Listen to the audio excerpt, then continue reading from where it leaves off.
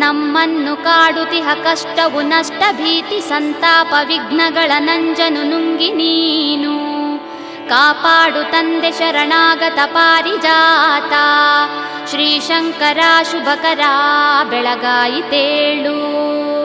ನಮ್ಮನ್ನು ಕಾಡುತಿಹ ಕಷ್ಟವು ನಷ್ಟ ಭೀತಿ ಸಂತಾಪ ವಿಘ್ನಗಳ ನಂಜನು ನುಂಗಿ ನೀನು ಕಾಪಾಡು ತಂದೆ ಶರಣಾಗತ ಪಾರಿಜಾತ ಶ್ರೀಶಂಕರ ಶುಭಕರ ಬೆಳಗಾಯಿತೇಳು.